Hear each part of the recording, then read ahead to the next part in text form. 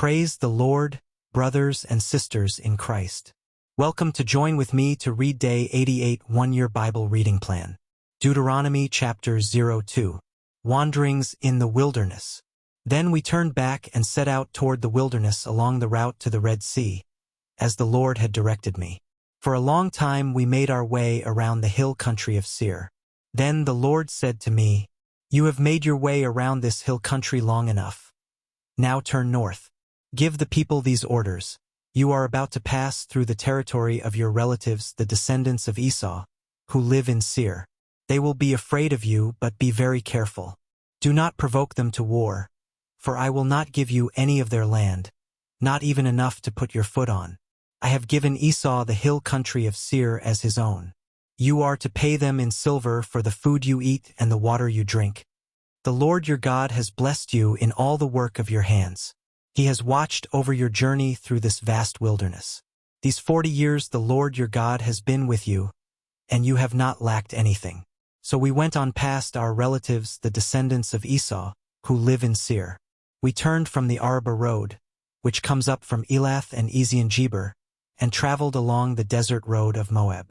Then the Lord said to me, "Do not harass the Moabites or provoke them to war, for I will not give you any part of their land. I have given Ar to the descendants of Lot as a possession. The Emites used to live there, a people strong and numerous and as tall as the Anakites. Like the Anakites, they too were considered Rephates, but the Moabites called them Emites.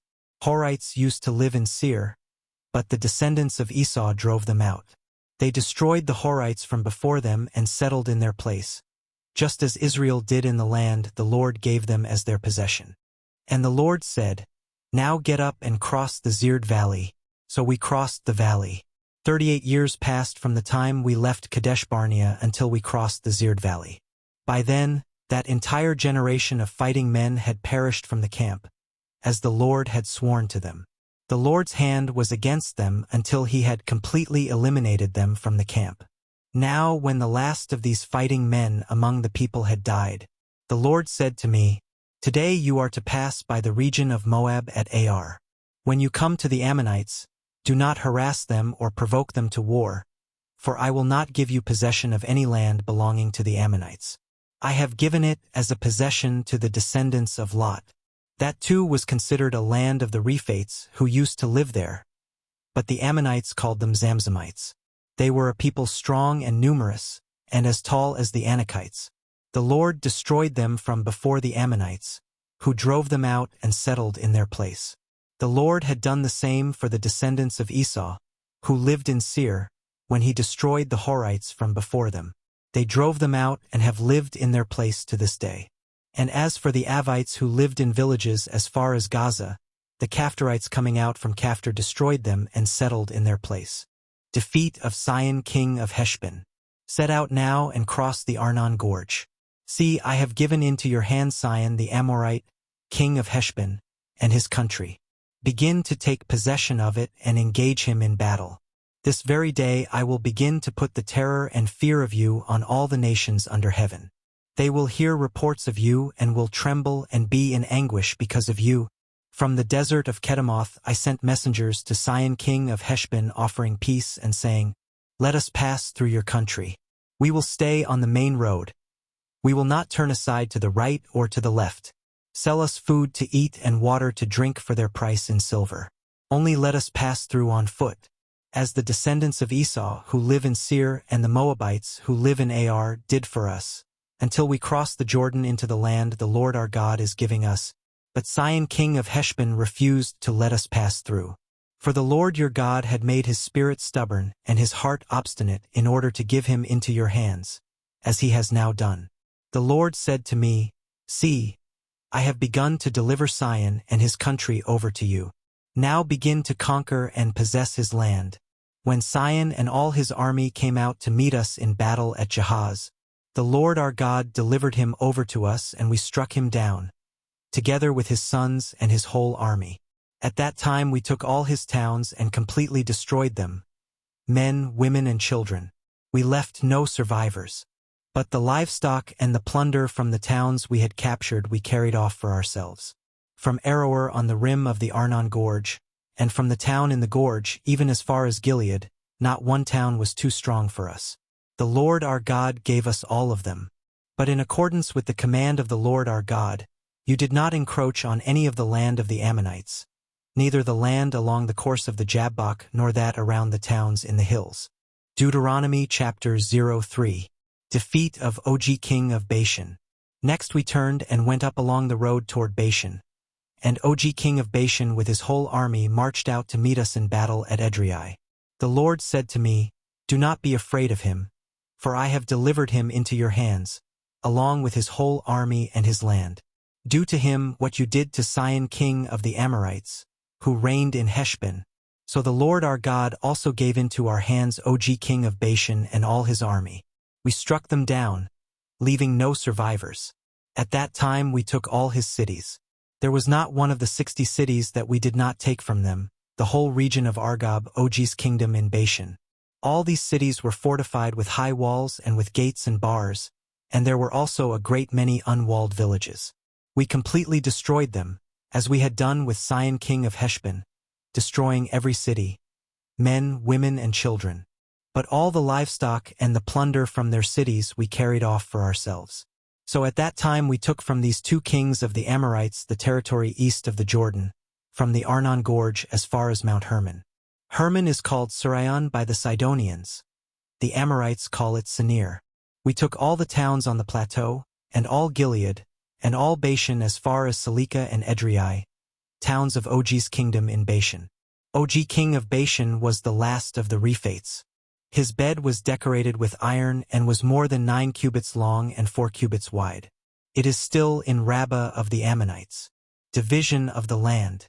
Of the land that we took over at that time, I gave the Reubenites and the Gadites the territory north of Aroer by the Arnon Gorge, including half the hill country of Gilead, together with its towns. The rest of Gilead and also all of Bashan, the kingdom of Og, I gave to the half-tribe of Manasseh. The whole region of Argob in Bashan used to be known as a land of the Rephates. Jair, a descendant of Manasseh, took the whole region of Argob as far as the border of the Jeshurites and the Maacathites. It was named after him, so that to this day Bashan is called Havoth Jair.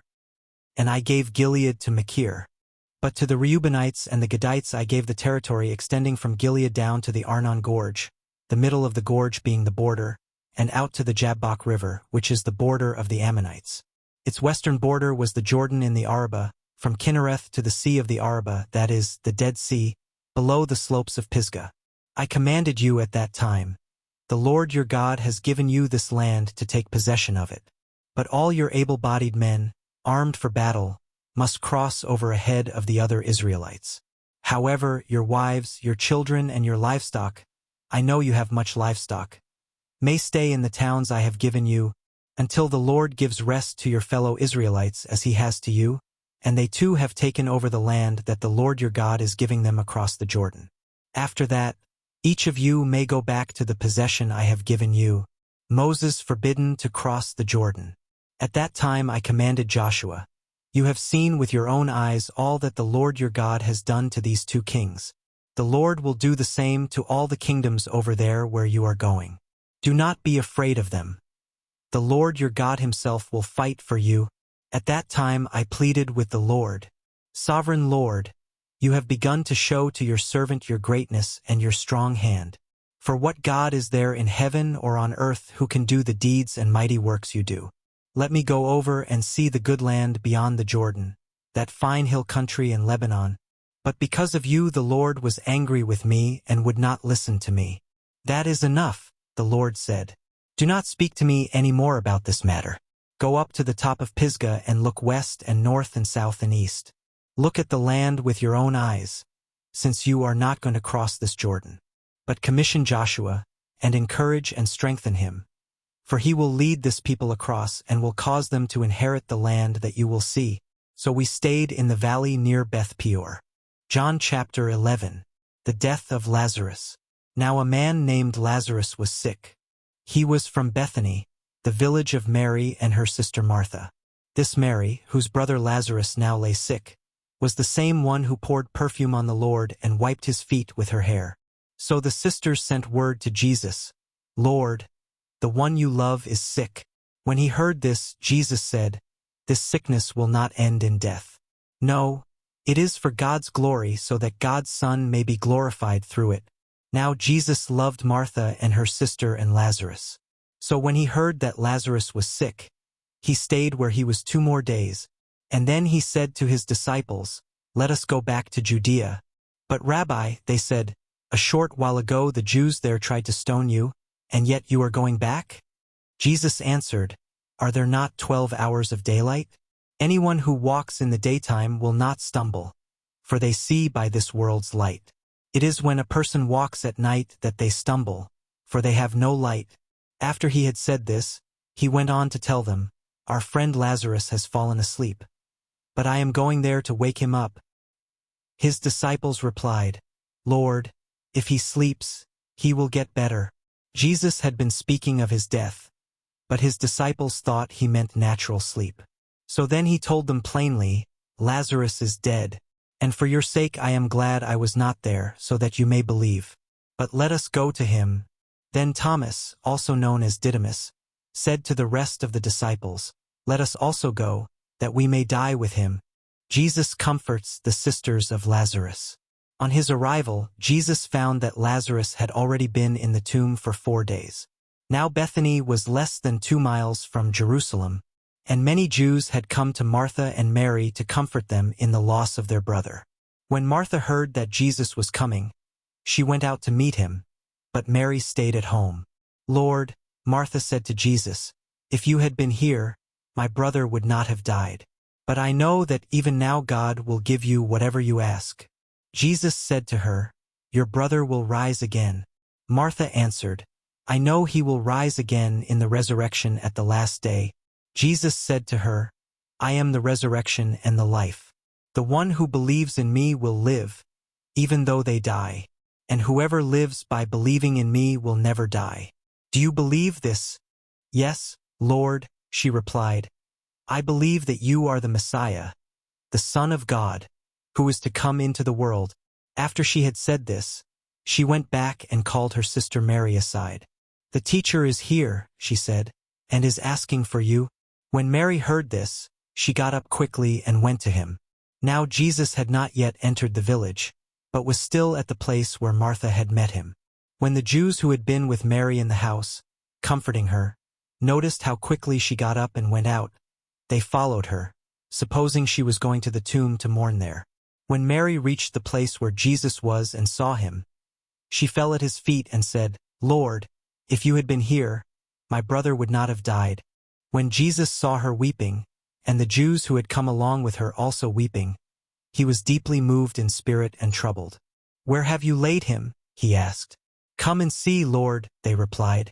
Jesus wept. Then the Jews said, "See how he loved him." But some of them said, "Could not he who opened the eyes of the blind man have kept this man from dying?" Jesus raises Lazarus from the dead. Jesus, once more deeply moved, came to the tomb. It was a cave with a stone laid across the entrance. "Take away the stone," he said. "But, Lord," said Martha, the sister of the dead man, "by this time there is a bad odor, for he has been there 4 days." Then Jesus said, "Did I not tell you that if you believe, you will see the glory of God?" So they took away the stone. Then Jesus looked up and said, "Father, I thank you that you have heard me. I knew that you always hear me, but I said this for the benefit of the people standing here, that they may believe that you sent me." When he had said this, Jesus called in a loud voice, "Lazarus, come out." The dead man came out, his hands and feet wrapped with strips of linen, and a cloth around his face. Jesus said to them, "Take off the grave clothes and let him go." The plot to kill Jesus. Therefore many of the Jews who had come to visit Mary, and had seen what Jesus did, believed in him. But some of them went to the Pharisees and told them what Jesus had done. Then the chief priests and the Pharisees called a meeting of the Sanhedrin. "What are we accomplishing?" they asked. "Here is this man performing many signs. If we let him go on like this, everyone will believe in him, and then the Romans will come and take away both our temple and our nation." Then one of them, named Caiaphas, who was high priest that year, spoke up, "You know nothing at all. You do not realize that it is better for you that one man die for the people than that the whole nation perish. He did not say this on his own, but as high priest that year he prophesied that Jesus would die for the Jewish nation, and not only for that nation but also for the scattered children of God, to bring them together and make them one. So from that day on they plotted to take his life. Therefore Jesus no longer moved about publicly among the people of Judea. Instead he withdrew to a region near the wilderness, to a village called Ephraim, where he stayed with his disciples. When it was almost time for the Jewish Passover, many went up from the country to Jerusalem for their ceremonial cleansing before the Passover. They kept looking for Jesus, and as they stood in the temple courts they asked one another, "What do you think? Isn't he coming to the festival at all?" But the chief priests and the Pharisees had given orders that anyone who found out where Jesus was should report it so that they might arrest him. Thanks for joining with me on day 88. May God be with you, guide you and bless you abundantly.